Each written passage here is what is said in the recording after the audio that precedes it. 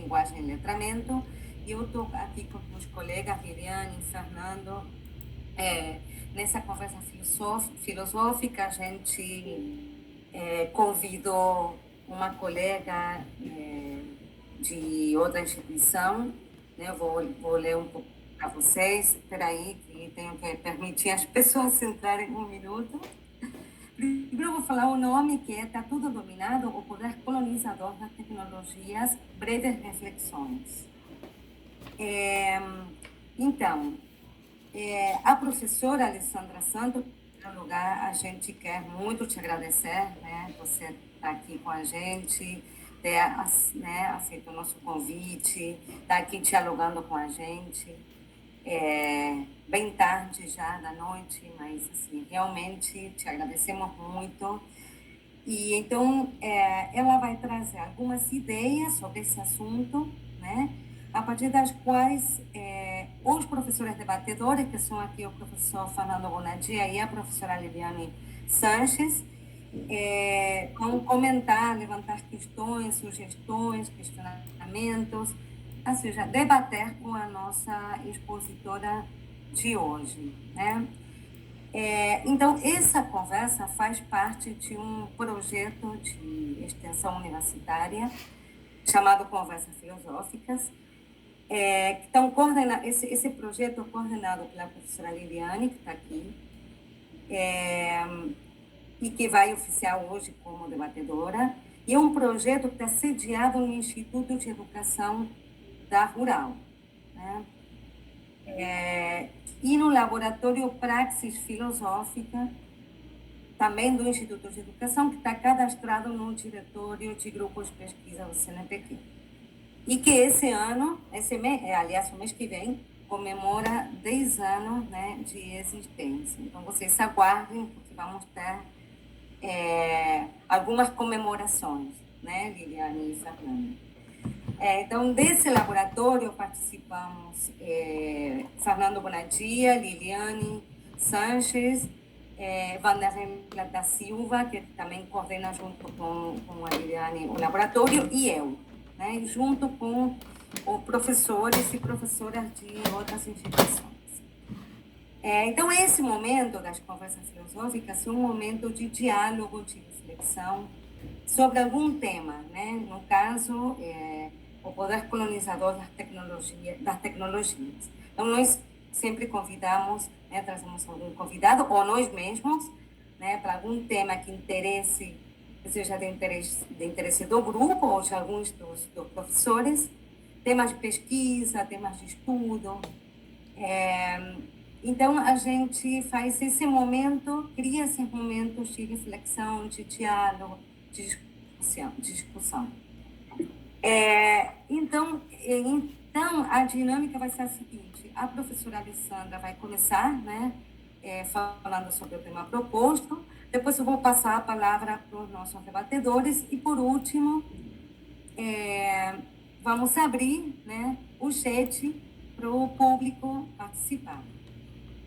Então, vou falar rapidamente de cada um dos nossos participantes aqui, né? A professora Alessandra Santos, ela é bacharel em filosofia, né, pela PUC-Rio, é mestra em filosofia da mente pelo IFIX, da UFRJ, é doutora em comunicação e informação em saúde pela Fiocruz. E atualmente é pesquisadora e consultora em educação da empresa Prisma. Está certo, né, Alessandra? Sim. É isso mesmo. A professora Liliane Barreira Sanches é graduada em filosofia pela UFRJ, tem mestrado em educação pela UF e doutorado em educação pela UERJ. É professora de filosofia da educação e de filosofia para crianças no Instituto de Educação da Universidade Federal Rural desde 2009. E o professor Fernando Bonadia é licenciado em Pedagogia e em Filosofia pela Unicamp, é mestre em Educação pela mesma instituição e doutor em Filosofia pela USP. É professor de Filosofia e Educação no Instituto de Educação da Rural desde 2017. Então, feitas as apresentações, sejam todos e todas muito bem-vindos e vindas a esse momento. Eu acho, tenho certeza que vai ser um momento muito rico de debate e discussão. Então, Alessandra, quando você quiser, pode começar, tá bom? Obrigada. Ok, tá ótimo, muito obrigada. Obrigada, Liliane, Andréia, pela apresentação, pelo convite também, né? E, bom, eu vou. Primeiro, eu vou dar uma situada breve do porquê que eu estou aqui falando esse tema. Eu estava discutindo com a Liliane um tema para a gente falar, né, para a gente conversar. É bom essa coisa de conversa que deixa uma coisa mais leve, né, mais fluida, dá para a gente ir falando e pensando também ao mesmo tempo. Então, esse tema se originou de um texto que eu estou escrevendo ainda sobre saúde digital, né? Como vocês ficaram sabendo, eu fiz meu doutorado na Fiocruz em comunicação e informação em saúde. Eu pesquisei muito as redes digitais, fiz muitas práticas e ações usando comunidades virtuais, por exemplo, né? E sempre com a ideia, sempre da ação primeiro e reflexão depois, né? A gente tem sempre isso, assim, de modo geral, a gente usa, depois vai parar e perguntar, caramba, o que eu fiz, para onde a gente foi, né? E as tecnologias são assim, a gente inventa, depois a gente para e pensa, caramba, para onde está indo? Parece que toma uma vida própria. Então eu ainda estou fazendo esse artigo sobre saúde digital e pesquisei sobre relógios digitais, aí todos os mecanismos, os dispositivos que são conectados e a gente consegue transferir nossos dados para uma plataforma. Então eu vi que hoje está cada vez mais sendo usado, não é para todo mundo, né? Para quem tem mais um poder aquisitivo maior, que consegue investir num aparelho que é caro, que é um relógio digital que se conecta com o celular. Então, eu estou falando aqui exatamente da Apple, que tem um relógio que se chama smartwatch, né? Relógio inteligente. Esse inteligente eu gosto sempre de colocar entre aspas, né? E ele é um relógio que, além de fazer tudo que o relógio faz, né? Mostrar as horas, ter um cronômetro e tal, ele vai um pouquinho além porque ele mede algumas funções funções cardíacas, sabe? Ele pode fazer um eletro da pessoa. E aí que começou a ficar interessante para o nosso debate aqui. Ele faz o produto faz, você dá um comando, ele faz um eletro, e esse eletro é muito fiável, né? Ele pode ser enviado. Os dados do paciente podem ser enviados direto para o médico ou direto para o hospital. E aí pode-se ter uma ajuda de saúde muito rápida, né? Imagina, alguém que está passando mal, faz o eletro e o médico já pode decidir o que pode fazer com ele.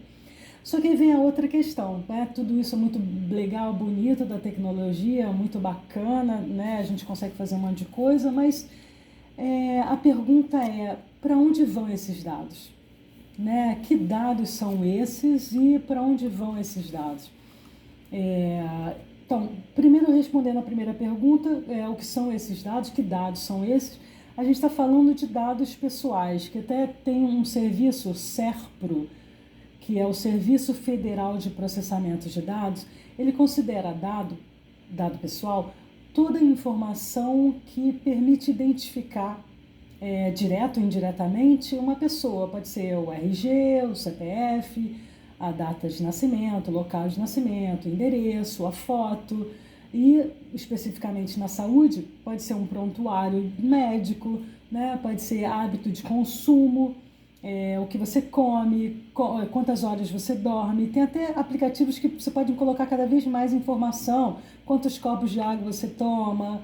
Então, por um lado é bom que você vai tendo o aplicativo, ele pode te dar, através de algoritmos, ele combina dados e te dá uma posição de como é que você está, né? Então, esses são os dados pessoais, né? Todos esses dados, eles são, e além de cookies e outras coisas mais, são os dados pessoais que a gente fornece para essas plataformas.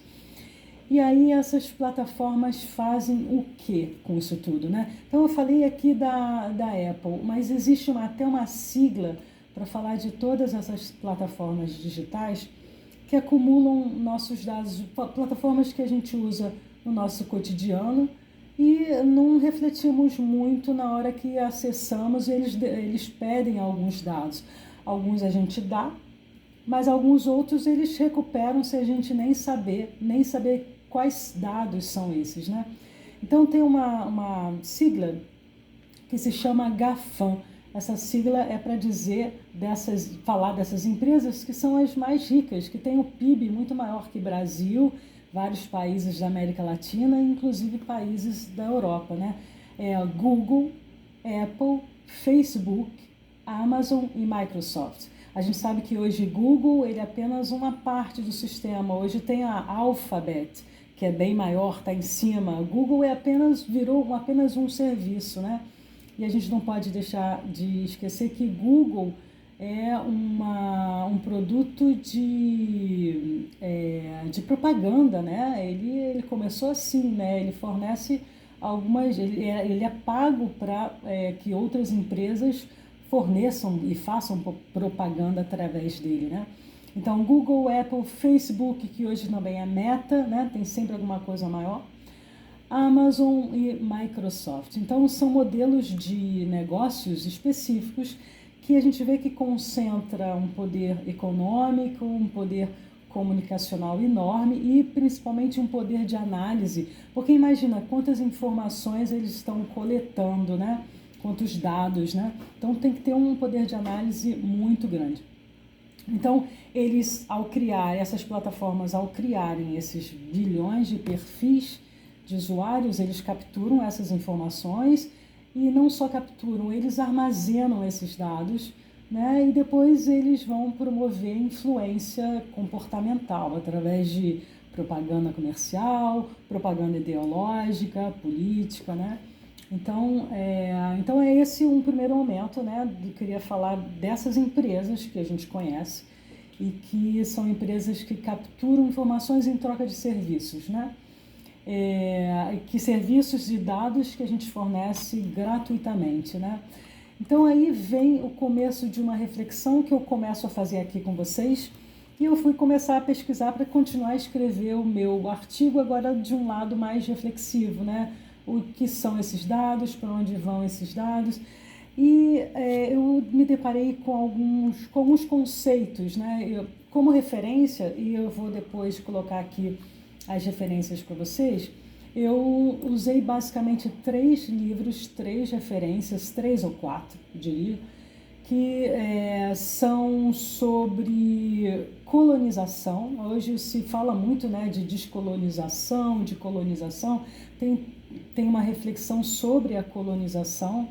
Quem fala muito um dos primeiros a falar sobre colonização foi um sociólogo peruano chamado Aníbal Quijano. Não sei se ele é o primeiro, mas é o que muitos fazem reflexão sobre esse momento nosso atual das tecnologias e do poder delas. Eles utilizam muito esse sociólogo, repito o nome, Aníbal Quijano. Ele faz uma análise bem interessante do capitalismo. Ele coloca a colonialidade como base do capitalismo hoje, né? Então, esse capitalismo liberal que conhecemos hoje, ele começou a ser forjado lá na modernidade, né? Quando se começou a escravidão, né? Com o racismo, o genocídio dos povos indígenas. Então, a colonização é essencial para o que somos hoje como nação. Então, hoje, lógico, a gente não vive mais o colonialismo, já somos independentes, mas temos ainda essa matriz, que ele fala essa matriz colonial que foi deixada para a gente e está hoje muito centrada na raça, né, que ainda persiste e traz muito de uma reflexão e da relação sobre centro e periferia, ou sobre sul e norte, né, que muitos estão refletindo sobre isso. Então, o Quijano ele fala desse poder, dessa colonialidade, e que é um poder de dominação, e coloca essa ideia da superioridade europeia como uma coisa natural, né, que é imposta ao mundo. Então, a partir dessa ideia de colonialidade, muitos pesquisadores hoje falam e defendem de um outro tipo de colonialismo, né, que é um colonialismo de dados, que é a mesma coisa, né? Nós aqui no Brasil produzimos dados, né? Somos ótimos em ir para o TikTok ou para o Instagram e falar um monte de coisa, falar tanto das nossas coisas pessoais, que seriam nossa cultura, mas de transmitir e de permitir que sejam acessados nossos dados, né? Então, por isso que se fala hoje de colonialismo de dados. E esse termo, como eu disse, é inspirado no Quijano, mas ele também é forjado por dois pesquisadores, eu acho que são americanos, se chamam Nick Couldry e Ulisses Mejias. Eles falam desse novo tipo de dependência surgido na era digital.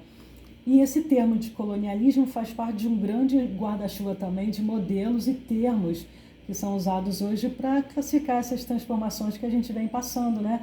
Que é capitalismo digital, capitalismo de vigilância, todos esses termos se referem um pouco a isso tudo, né? Então, esse capitalismo, esse colonialismo de dados seria uma combinação dessas práticas predatórias, desse colonialismo histórico, com essa quantificação, né, causada por esses métodos computacionais, né? Seria um novo tipo de apropriação de pessoas, de coisas, né?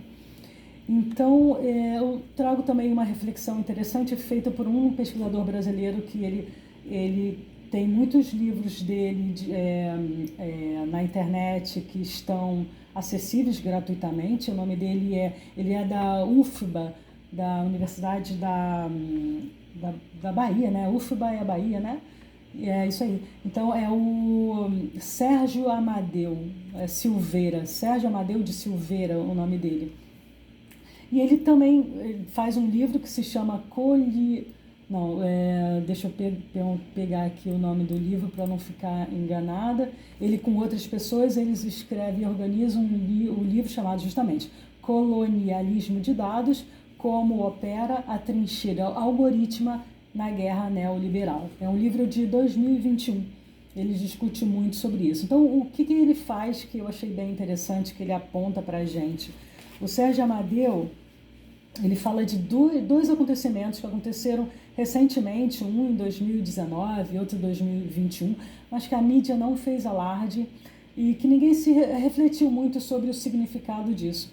O primeiro foi o Tribunal Federal de São Paulo, que ele tem um enorme banco de dados, de processos, né, de contratos, enfim, várias coisas jurídicas, e ele estava entrando em contato com a Microsoft para armazenar esses dados na nuvem da Microsoft.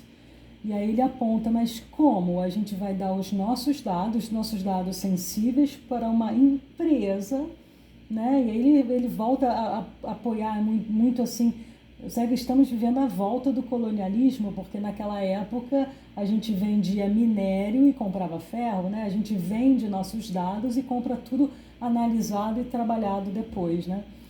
Então ele citou esse fato da Microsoft que quis fazer um contrato com o TJ de São Paulo, mas que deu errado por algum outro motivo, não foi nem por esse motivo de se questionar sobre para onde iam os dados.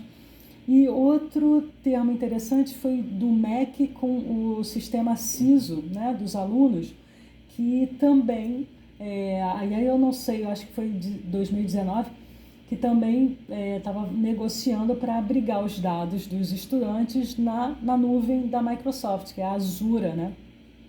Então ele coloca justamente esses dois casos aí como emblemáticos de casos que fazem referência a essa colonização de dados, né? Que a gente transfere o nosso saber, as nossas informações para empresas comerciais que vão analisar e depois vender ou, sei lá, comercializar esses dados de alguma forma com a gente. Você pode falar assim, que tem o caso do Snowden, né, dos vasos dos dados que vazaram, né? Esse é uma das consequências dos dados, mas podem ter outras consequências também.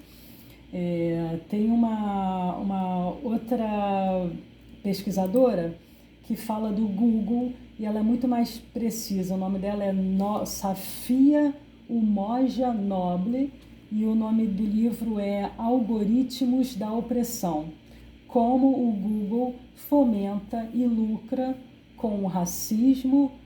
É só isso. Como o Google fomenta e lucra com o racismo. E ela fala como é que acontece as buscas no Google e como é que ele recolhe todas essas informações. A gente pensa assim, como é que eu sei que uma informação é verdadeira quando eu faço a busca? E olha que a busca no Google todo mundo faz, né? E a toda hora. Então, como é que eu sei que aquela informação é verdadeira? Porque de tanto clicar, ele aparece lá no top. Mas a gente esquece que muitas dessas respostas, elas estão escritas, algumas estão escritas lá, que é patrocinadas, né? Então, são patrocinadas pelas empresas. Então, e não só um tipo de informação sobre que remédio comprar, ou estou falando da saúde, né? Que remédio comprar, ou o que é tal enfermidade, mas também de outras informações que a gente nem sabe se são verídicas. Eles só aparecem lá em cima porque, de repente, aqueles dados eles foram comprados, né? Então, é tudo combinado com o processo comercial. E essa propaganda, ela é priorizada, né, no resultado de pesquisa.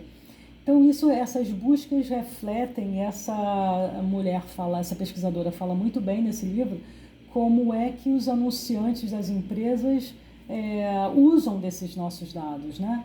E ela fala também que essa personalização, que não é apenas um serviço que o Google faz para o usuário, na verdade, é mais um mecanismo que ele usa para melhor combinar os clientes. Aquela coisa, eu pesquisei tal coisa e o Google me apontou outras que...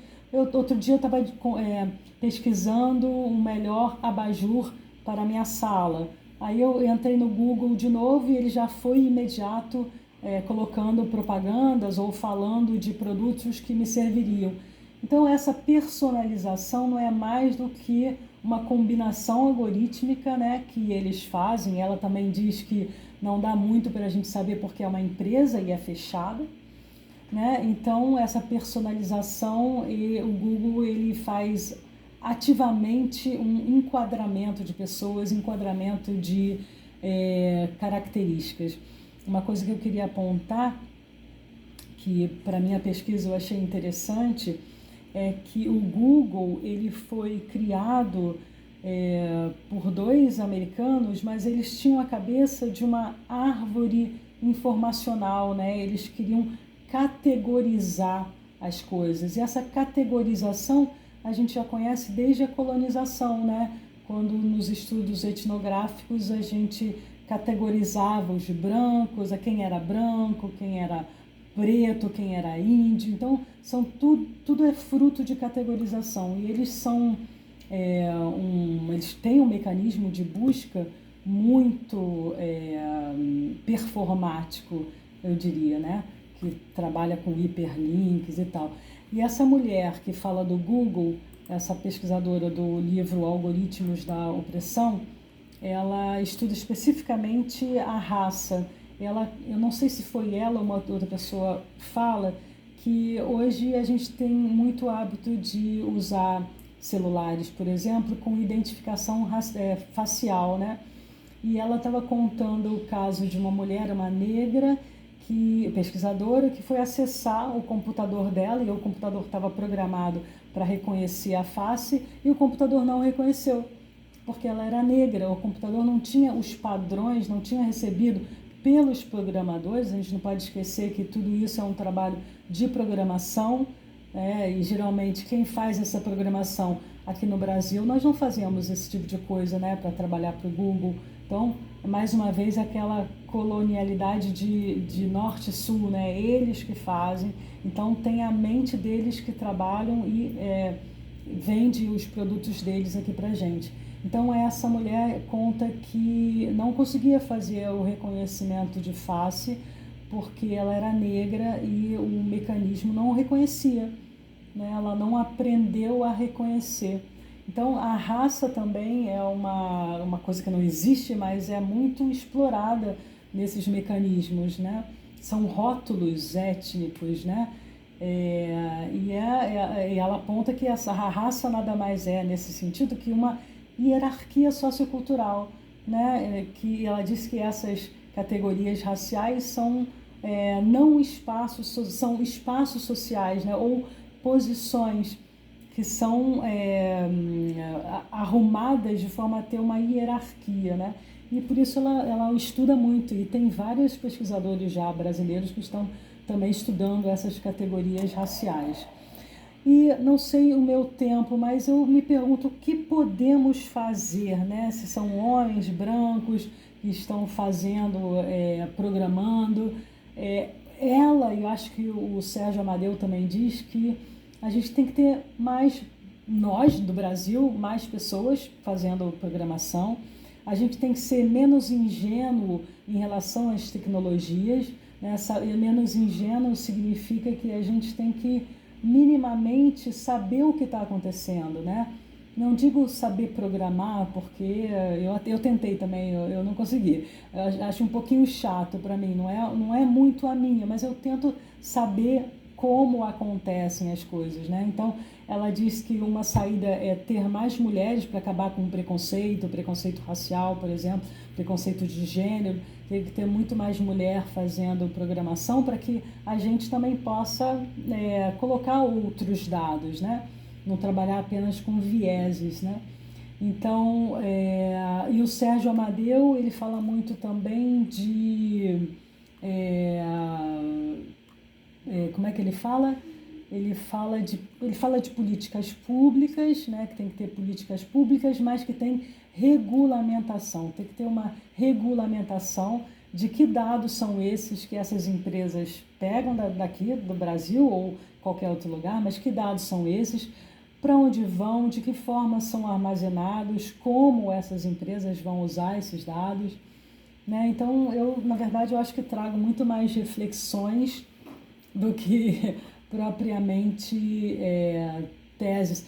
E tem uma coisa interessante, a gente está falando aqui de uma conversa filosófica, quando a gente fala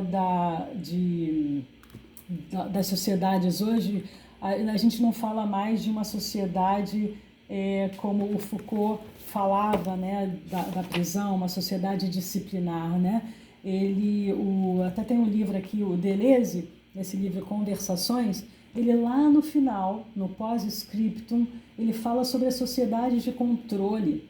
Então, essas sociedades disciplinares que o Foucault falava, hoje, no século XXI, elas estão dando lugar a uma sociedade de controle, né? Se antes era prisão, ou escolas, ou institutos que aprisionavam, hoje essas escolas, o trabalho, por exemplo, está tudo muito mais aberto.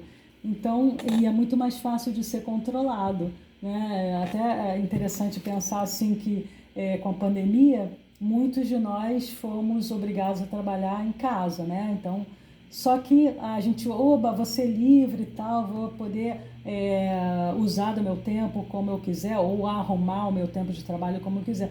Mas, na verdade, como aponta o próprio Foucault, ele até fala assim, essas novas liberdades, lógico, no Foucault, na época dele, mas ele já refletiu sobre isso, essas novas liberdades passaram a integrar mecanismos de controle que rivalizam muito mais, né? Então, as pessoas que trabalham online estão sendo muito mais controladas, muitas vezes filmadas para saber quanto tempo elas ficam, né?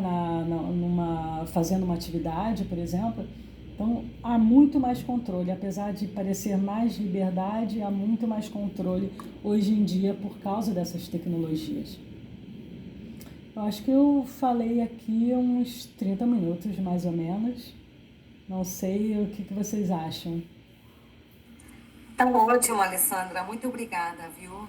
Muito obrigada pela tua apresentação. Acho que temos muita coisa aqui, né, para debater, né, colegas e alunos e participantes. Acho que você trouxe temas, assim, questões muito atuais, né, e que mexem muito com a gente, né? Muito obrigada, Alessandra. De nada.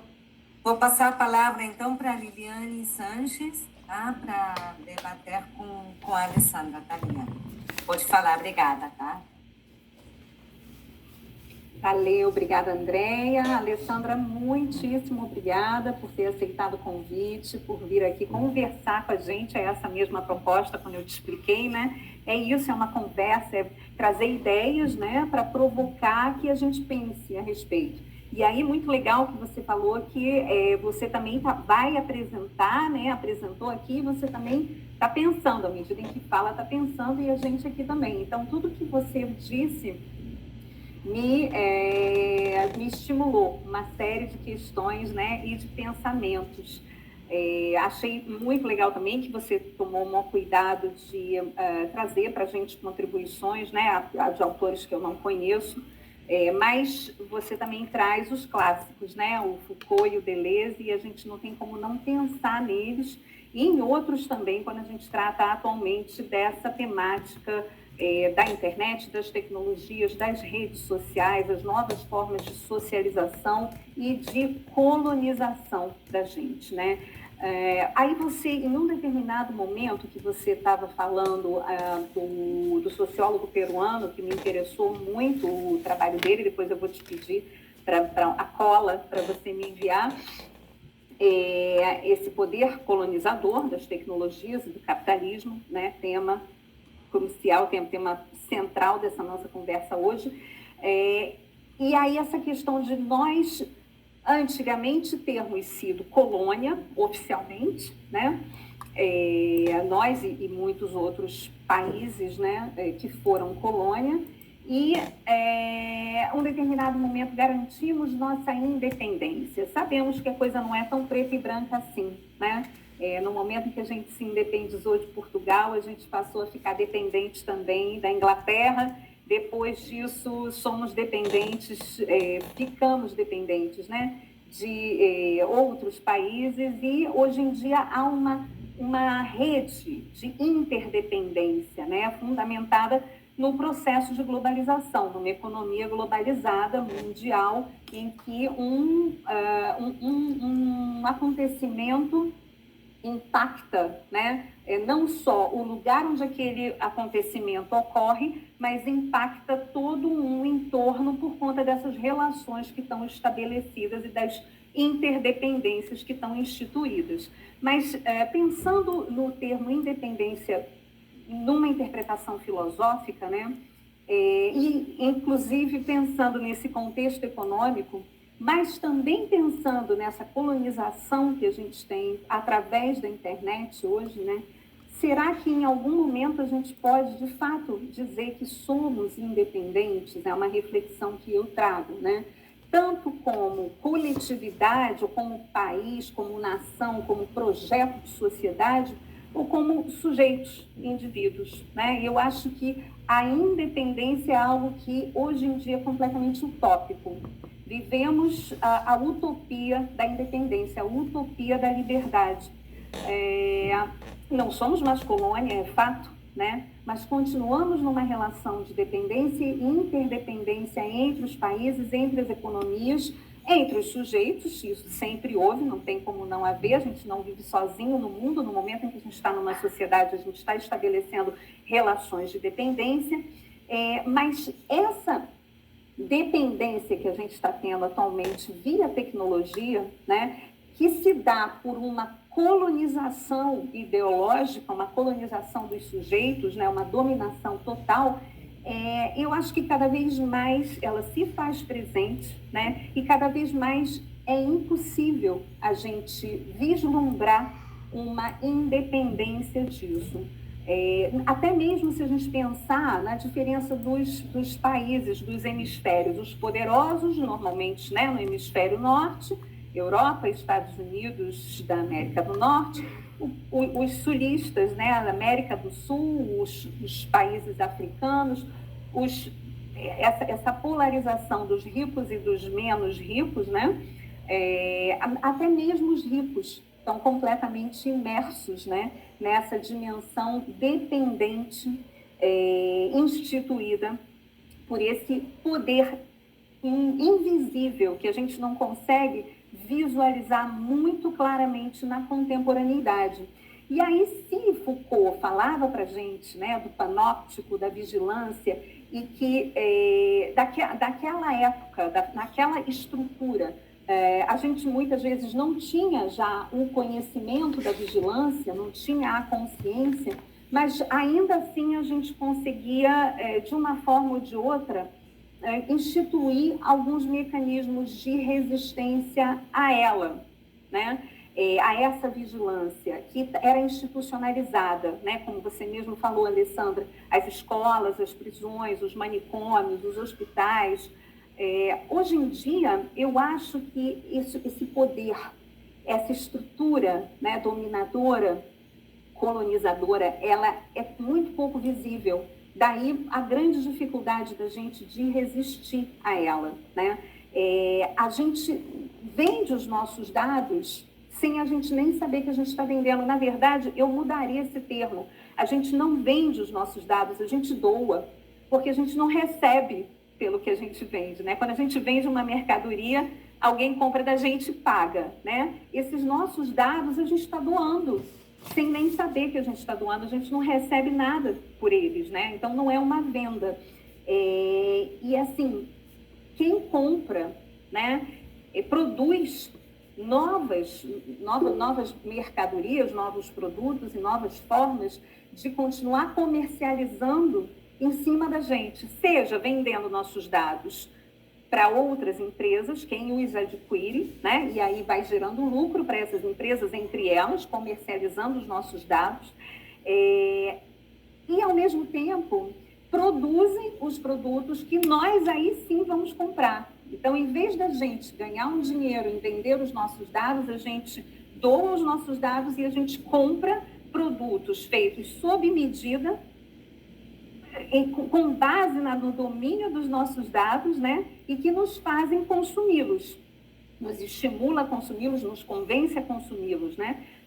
Com propagandas, com, enfim, esse mecanismo doido, né? Que você mencionou, Alessandra, da compra do abajur. Eu, aqui em casa, já estou clara, né? Fiquei clara com a consciência de que não há mais privacidade.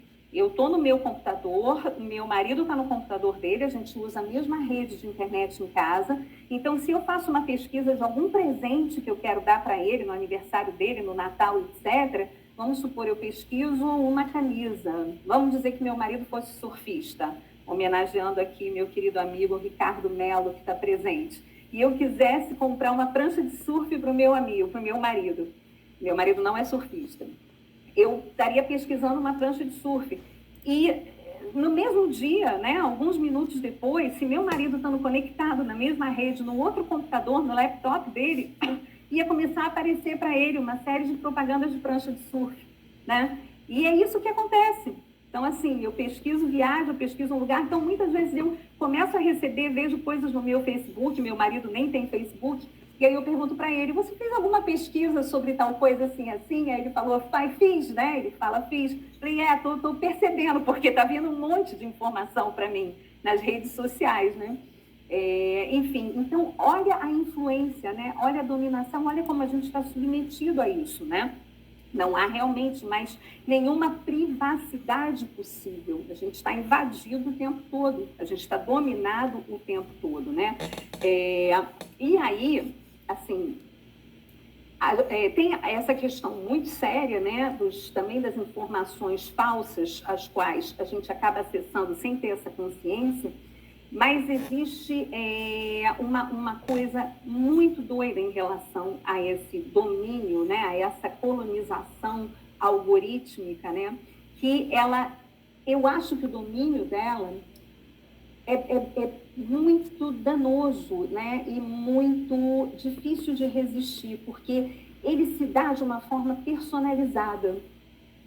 É claro que é toda uma inteligência artificial, né? São os algoritmos, há toda uma estrutura que é calculista nesse processo de dominação, mas que está programada para nos dominar subjetivamente. Então, se antes a gente tinha um processo de dominação, e ainda temos, né, que se institui num contexto social que atinge uma coletividade, esse processo de dominação tecnológico atinge ainda uma coletividade, mas se dá por uma dominação bem subjetiva, que atinge cada um de nós, né, individualmente e muitas vezes de uma forma que a gente não toma consciência, né? Não sei se alguém falou alguma coisa. Mas, bom, e aí eu estava pensando em como que a gente pode resistir a isso, né? Eu acho que essa é a grande reflexão que me inquieta. Nesse momento eu estou orientando um trabalho, um projeto, né, uma pesquisa de mestrado, ela estava até aqui, a minha orientanda, não sei se ela continua, espero que sim, a Eusilane, que ela está se propondo a investigar o impacto das redes sociais no processo de formação dos estudantes da região onde ela mora, no interior do Espírito Santo. E por conta de alguns acontecimentos muito dramáticos, né, que ela vem vivenciando com esses jovens lá na realidade em que ela vive. E aí a minha preocupação ela é coordenadora, né, de uma escola pedagógica, ela trabalha lá, ela é professora, enfim, ela está em contato direto com esses estudantes. Então, nesse ambiente, né, de formação instituída, que é a escola, né, institucionalizada, como que a gente pode, de alguma maneira, começar a construir estratégias de resistência com os nossos jovens? É claro que isso também deve ser pensado num âmbito maior, mais amplo da sociedade. Mas daí eu acho mais difícil, porque esse projeto colonizador é também um projeto dessa sociedade na qual a gente vive. E aí eu fico pensando, se a gente tem espaço para isso, se a gente tem condições de construir alguma estratégia de resistência a tudo isso, né? E aí eu penso também no livro, né, do Byung-Chul Han, que é A Sociedade do Cansaço, em que ele fala do como essa lógica da produtividade nos invade atualmente, hoje em dia, né, de uma forma que pega a nossa psique, porque nós estamos convencidos que precisamos ser produtivos. Essa é a ideologia vigente, né? Se algum momento a gente a gente não se insere nessa cadeia da produtividade, para de produzir, a gente se sente mal, a gente se sente culpado, a gente se deprime, a gente se sente inadequado nesse ambiente social. E aí, fazendo um gancho disso também com a dominação que a gente sofre, né, pelas redes sociais, pelas tecnologias, no momento em que a gente se alija dessa convivência, que a gente se alija desse ambiente das redes sociais, a gente corta essa cadeia minimamente, a gente não consegue cortar como um todo, mas muitas vezes também a gente se vê alijado de todo um processo de socialização. Enfim, essas são algumas questões que me vieram à mente, que eu não sei se eu consegui deixar claras aqui, né, nessa cosquinha filosófica, né, que a Alessandra aqui estimulou, fez na gente, e para assim, a gente continuar a debater a respeito. Não sei se a Alessandra conseguiu captar um pouco as minhas ideias aqui, tempestades cerebrais, se gostaria de falar alguma coisa, e também a galerinha que está aqui presente, os alunos, os convidados, enfim. E Fernando Bonadia, chega, passo a palavra, para senão daqui a pouco falo mais do que a nossa convidada. Isso não... Não seria difícil, né? Isso pode acontecer com certeza. Eu queria só deixar aqui, teve gente que pediu como é que é o nome da sigla, né?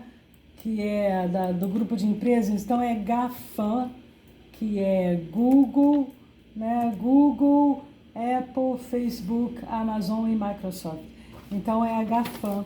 E também queria deixar, vou deixar também aqui no chat a referência, né? Tem as referências também do que eu usei. Acho que tem todas as referências aqui. O que eu queria falar com você, Liliane, é o seguinte, você fez várias perguntas. Tem uma menina, a Bárbara, colocou aqui, falando, comentando que ninguém lê as políticas e termos de responsabilidade, né? E geralmente é isso mesmo, a gente não lê não, porque muitas vezes elas são enormes, muitas vezes a gente não entende nada e a gente sempre faz aquela coisa muito rápida, né? Quando a gente baixa um aplicativo, e é aplicativo para tudo, né? Uber e todos os outros, né? E geralmente a gente baixa aquilo muito rápido, não lê muito, vai dando, pelo menos eu falo do meu lado, eu não vou fazendo assim, e depois que eu vou me dando conta do que estou fazendo, vai dando logo o ok para logo chegar onde quer chegar, né?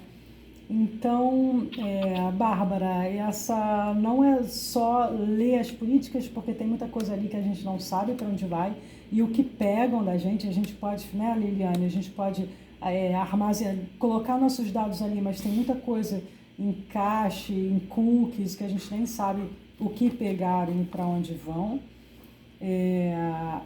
Você fala da resistência à colonização, né? É realmente difícil resistir. Você fala dessas sociedades disciplinares que também se resistiu muito, né? Os movimentos depois que aconteceram, que tirou muita gente de grupos, foram para fora, foram manifestar. Isso é uma forma de resistência, né? Mas elas acabam sendo depois sempre cooptadas, né? E qual é a estratégia? É como você falou, saindo das redes, né? Eu tentei há pouco tempo, ainda estou tentando, eu tenho me comunicado muito menos do que, comunicado que eu digo, eu tenho postado, né, que é a palavra, muito menos do que antigamente fazia. Eu fazia muito postagem. E aí a verdade é que eu acabei sendo não muito vista, né? Eu meio que sumi das redes. As pessoas me perguntam, mas o que você tem feito? Porque não me vê muito ali mostrando coisas que eu quero mostrar, falando que eu tenho feito tais coisas, né? Então acho difícil. Você falou da questão da produtividade, me faz pensar muito na produtividade acadêmica, né? Por isso que a gente fala da sociedade de cansaço, eu me incluo total nisso, nessa produtividade que as pessoas não param, então sempre que produzir para um departamento, para um sistema, colocar dados nesse sistema, que depois é recuperado por um outro sistema, que vai qualificar tudo aquilo que foi feito, e depois é dado nota para o departamento, e a partir dessa nota você pode ser promovido, você pode ter direito a financiamento. Não sei, é uma roda, né, que parece que um está comendo o rabo do outro, né? Então, não sei aonde vai parar isso, porque a gente está sendo cada vez mais notado, né? Dado notificações, estrelinhas, tanto nessa produtividade acadêmica, quanto em pequenas coisas como Uber, né? Não sei, acho que muitos aqui usam Uber, você qualifica, dá uma nota para o seu motorista, o motorista de volta dá uma nota para você. Então, os motoristas acabam tendo uma pontuação alta, e a sociedade japonesa é muito codificada, muito avaliada também. Tem umas histórias de avaliação bem loucas, que eu acho. E outra coisa que eu ia falar, não, eu já falei dos ambientes das redes sociais, já um pouco falei sobre isso. Acho que é a contribuição que eu faço agora a partir da sua fala, Liliane. Obrigada, Alessandra. Obrigada, Liliane. Aqui também vou só ler, porque tem um comentário aqui no chat, antes de passar para o Fernando. Bárbara falou, exige também a LGPD, que teoricamente protege os direitos e privacidade dos dados. Alessandra, você poderia falar disso? Olha, sim, eu acho que cheguei, eu não falei aqui, mas tem uma lei, sim, uma lei de proteção dos dados, né? Não sei se é essa, deve ser essa, sim. Tem uma lei que protege os dados, mas eu não sei, isso eu não pesquisei, qual é, o que ela está fazendo exatamente hoje, né? Qual é a representação que ela tem hoje, porque é uma lei que é nacional e internacional, né? Ela vale para o exterior também, mas eu não sei, não tenho conhecimento de como ela funciona exatamente, mas ela existe. Obrigada, Alessandra. Obrigada, Bárbara. Vou passar então a palavra para o Fernando Bonadia, tá? Para dialogar com a gente, com você. Com a palavra, Fernando, por favor. Obrigado, Andy. Muito obrigado, Alessandra, por ter vindo, por ter trazido esse tema. Nós, na educação, estamos nos debatendo muito sobre esses assuntos. A minha pergunta única e também muito breve vai justamente tocar esse ponto da relação entre o digital e a educação. Mas eu quero antes também agradecer a todo mundo que está participando, né? Os estudantes, as estudantes, tem alunos meus, Bárbara, inclusive, que acabou de participar. Então, saudando aí vocês todos, vocês todas. Pode parecer um pouco combinado, mas não foi, que enquanto eu estava te ouvindo, Alessandra, eu pensava sem parar no livro também do Byung-Chul Han, mas o livro A Sociedade Paliativa, que tem como tema a dor hoje. Você provavelmente já deve ter ouvido falar alguma coisa desse livro. Não, sabia? Não. Não. Chama Sociedade Paliativa, a dor hoje. É um texto sobre como que a dor ela é envolvida nesses processos contemporâneos que nós estamos vivendo. E no capítulo 2, que aliás tem um título muito interessante, que é Coação à Felicidade, o Byung-Chul Han, ele observa uma coisa que eu acho que tem muito a ver com aquilo que você colocou, e que eu vou ler, é muito breve, é muito curto, e depois eu passo então para a minha questão, que é a questão, enfim, que eu fiquei aqui o tempo todo pensando. Então, o trechinho do Byung-Chul Han, que aparece lá no capítulo 2, é o seguinte, ele diz assim: seja feliz é a nova fórmula da dominação. Por isso, imediatamente eu lembrei do seu título e da sua fala. Seja feliz, repito, é a nova fórmula da dominação. A positividade da felicidade reprime a negatividade da dor. Como capital positivo, a felicidade deve garantir uma capacidade para o desempenho ininterrupto. A automotivação e auto-otimização fazem o dispositivo da felicidade neoliberal mais eficiente, pois a dominação se exerce sem nenhum grande esforço. O submetido nem sequer tem consciência de sua submissão. Ele se supõe livre, sem qualquer coação estranha. Ele explora a si mesmo, ciente de que, desse modo, ele se concretiza. A liberdade não é reprimida, mas explorada. Seja feliz, ele termina, produz uma coação que é mais dominante do que o seja obediente. Eu penso que, nesse momento em que a gente vive, como disse a Lili, né, a utopia da liberdade, pensar essa coação à felicidade também, dentro desses processos que acabam gerando em nós, eu penso, Alessandra, um preço de ansiedade e dor sob o pretexto de nos mostrarmos constantemente felizes num universo de pessoas que se somam a essa felicidade quase que universal alienante. Mas a pergunta tem a ver um pouco com esse domínio dos dados, do ponto de vista da máquina que produz essa organização de informações, Alessandra, e que se encarna nisso que a gente hoje ouve falar como chat GPT. Quer dizer, é uma máquina também de trabalhar dados. Eu tenho tido a impressão de que há toda uma questão de avanço na perspectiva, por exemplo, de se analisar dados de exames em medicina e a partir dessas buscas feitas por esse tipo de ferramenta, nós conseguimos identificar propensões a doenças. Quer dizer, há todo um lado positivo, há todo um lado edificante, vamos dizer assim, dessas tecnologias de dados, até mesmo, Alessandra, você deve saber, e se puder comentar algo sobre isso, por favor, comente, de tecnologias que nos ajudam como pesquisadores também no desenvolvimento das nossas pesquisas. O Wilder está aqui, ele, como eu, é muito próximo do professor Arthur, do curso de Belas Artes, que estuda história digital, arte digital, enfim, essas questões todas. Ele sempre nos comenta sobre como é interessante esse tipo de ferramenta utilizada nesse sentido.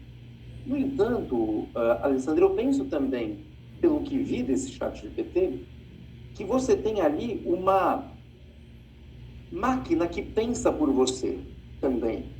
Pode ser usada ou utilizada para a construção de textos os mais malucos do mundo, porque o ChatGPT ele coloca, por exemplo, que Liliane Sanches escreveu um grande comentário sobre a ética de Spinoza. Ele vai criando essas coisas que, quando você pega o trabalho dos alunos, você dá risada, porque é evidente que aquilo tem pé nem cabeça, né? Aquilo que está sendo dito ali. Então, a minha pergunta é, temos um critério para identificar até que ponto esse tipo de manipulação dos dados digitais é bom e em que medida ele é ruim? Né? Como que a gente pode fazer para fazer com que essa geração de novos pesquisadores e novos graduandos possam utilizar dessas ferramentas no seu sentido engrandecedor e edificante e não utilizar no sentido mais, digamos assim, negligente com o próprio exercício do pensamento, vamos dizer. Mas é isso, fiquei encantado com as informações que você trouxe, com a possibilidade das conversas filosóficas estarem tematizando algo como isso, e é isso. Obrigado, vou ficar aqui ouvindo atentamente e esperando aí a participação de mais gente, sobretudo estudantes com voz, assim, podendo falar e comentar também para a gente. Mas é isso, obrigado. Ok, tem alguém mais que vai falar? Olha, achei bem interessante eu não conhecia esse livro aí do Bin Myung. Tem muita coisa, aliás, que eu tenho que ler ainda dele. E é interessante você Desculpe. Não. É interessante quando você fala dessa nova fórmula da dominação do ser feliz, né? É o que eu vejo muito hoje no YouTube, por exemplo, em vários canais que a gente vê, eu pelo menos vejo isso, muitos coaches nos ensinando a como, sei lá, aproveitar melhor o tempo, como fazer R$1 milhão, como não sei, como resolver seus problemas familiares, como escrever, enfim, normas assim também de comportamento que tudo levam para esse caminho de ser mais feliz, né? Quem não quer ser feliz? Né? Essa também é uma pergunta. Quem não quer ser feliz? Todo mundo quer ser feliz. Mas o fato é que nem todo mundo, nem sempre somos felizes, né? Não somos felizes o tempo todo. E não talvez, esse tipo de coach ou de atitude que vá fazer com que a gente seja feliz. Não sei, é também uma reflexão que eu estou fazendo agora, tá? Eu nunca pensei assim sobre isso. E você estava falando sobre essas máquinas e o GPT, né?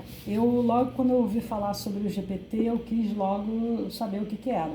Eu quis entrar, quis fazer pergunta e fui seguindo pessoas, principalmente no Twitter, onde isso é louco, quando as pessoas começam a falar como é que você pode usar o GPT para justamente escrever textos, escrever teses, até parece que logo no início um artigo foi publicado, né? E depois ele foi excluído do acervo.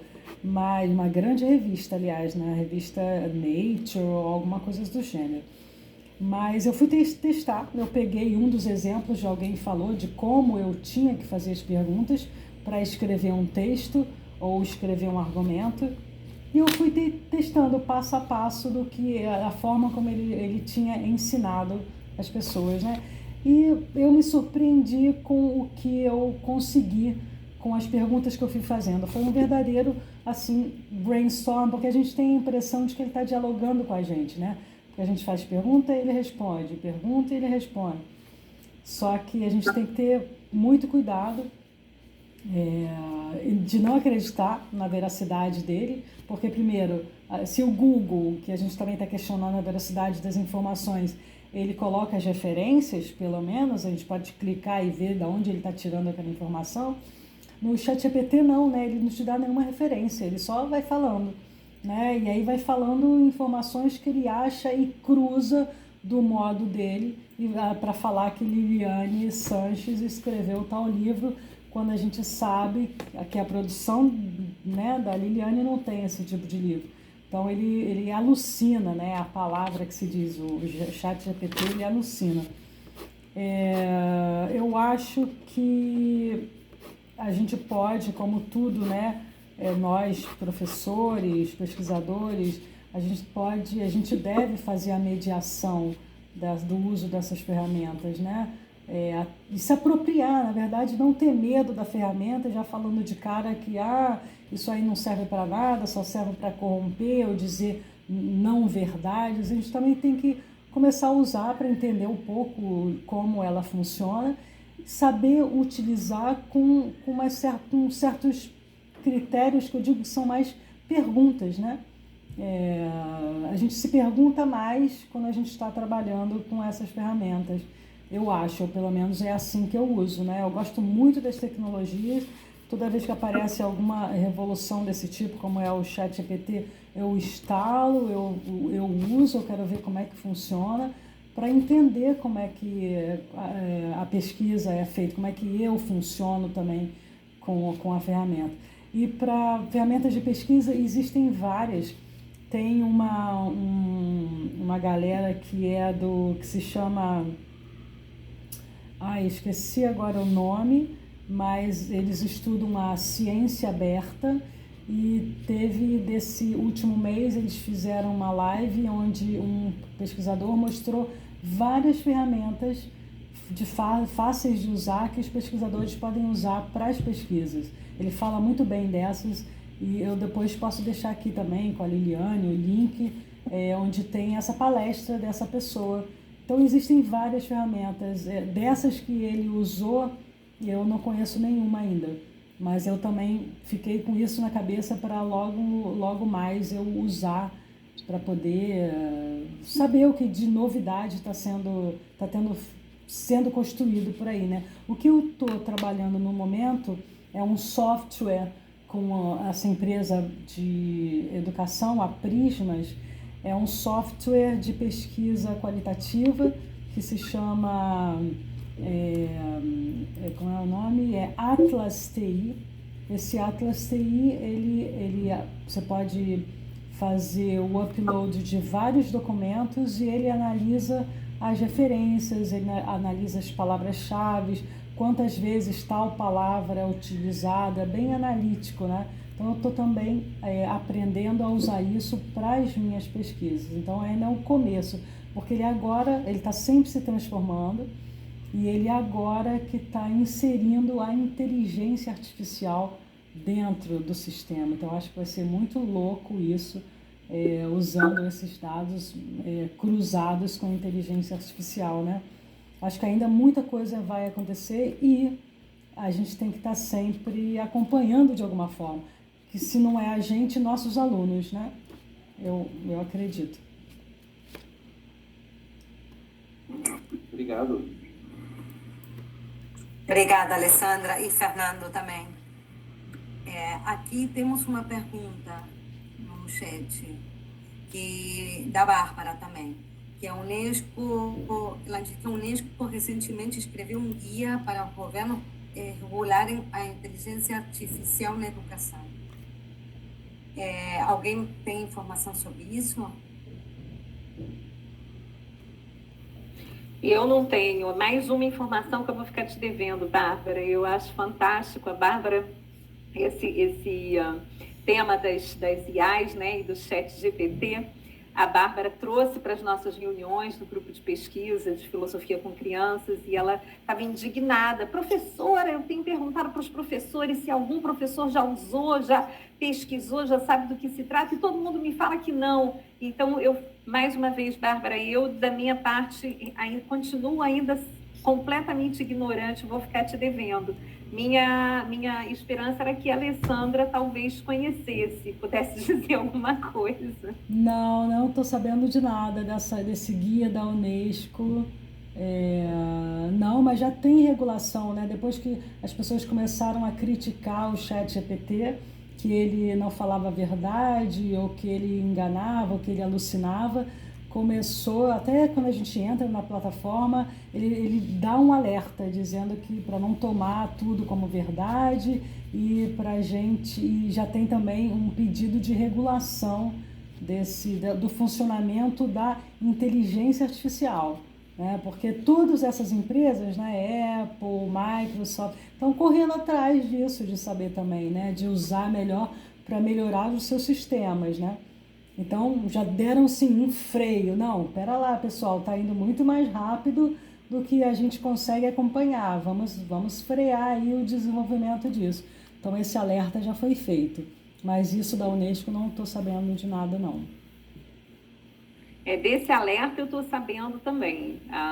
Reuniões, né, dos pesquisadores, da galera que está trabalhando com isso, programadores, cientistas, sei lá, e donos das empresas, né, CEOs, gerentes, sei lá o quê, nessa discussão se, de fato, o que a gente faz com isso, porque a gente não está conseguindo dar conta na rapidez com que a própria em ferramenta, o próprio instrumento, ou a própria inteligência, eu não gosto de chamar de inteligência, mas tudo bem que seja, como ela mesma avança, né, mais rápido do que as possibilidades de lidar com ela e controlá-la, e até mesmo regulamentá-la, né? Algo extremamente importante, considero eu. Agora, duas coisas que eu queria falar. Uma, primeiro, destacar na fala do Fernando, que é muito importante que a gente não jogue fora, né, a água da bacia com a criança dentro. Então, assim, a gente precisa, de fato, né, resgatar todo um aspecto positivo das tecnologias, né, e que a Alessandra mencionou até na questão das saúdes, né, como os nossos dados, muitas vezes, também são manipulados, são armazenados e nos fornecem possibilidades da gente lidar melhor com o controle da nossa saúde, no caso específico da produção de conhecimento científico na área de saúde. Mas isso pode acontecer em todas as áreas do conhecimento, então é muito importante a gente também não fechar a porta, né, para os aspectos positivos que essa nossa relação com a tecnologia também trazem, né, não olhar só para o lado negativo. E nesse sentido, mais uma vez, eu penso que a gente tem que levar essa reflexão para dentro dos processos de formação, para os ambientes escolares, para as instituições escolares também, né? E pensar nisso de uma forma bem ampla. A filosofia, e em especial a filosofia da educação, tem que dedicar um olhar também, eu acho, para como a gente vai lidar com essas novas relações daqui para frente que incidem sobre o nosso processo formativo identitário, subjetivo e coletivo o tempo todo, né? E aí eu queria só fazer aqui uma partezinho, a partir da informação também, né, comentada aqui, que o ChatGPT muitas vezes alucina, né? Vai ver que aquele advogado que deu o show lá no STF, confundindo o Pequeno Príncipe, né, e o Príncipe de Maquiavel, de repente ele foi pegar lá informações no ChatGPT e o chat deu uma alucinada e ele não foi checar e deu no que deu, né? Só aqui para a gente descontrair um pouco. E, Alessandra, eu fico te devendo, eu tenho aqui o Sociedade Paliativa do Byung-Chul Han, eu li já, e fico te devendo porque foi você que me apresentou o Byung-Chul Han com Sociedade do Cansaço. Alguns anos atrás você me deu de presente de aniversário, então eu vou aqui te emprestar com certeza. Corre aqui na biblioteca. Ok. Aqui Fernando colocou, Bárbara, para mim, se parte da Unesco, o guia não presta. Foi o comentário do Fernando. Tá bom. Gente, eu gostaria, não sei o que vocês acham, mas me parece que seria muito interessante ouvir, né, os participantes, as perguntas, as interações. Podem escrever ou podem falar, porque temos tempo.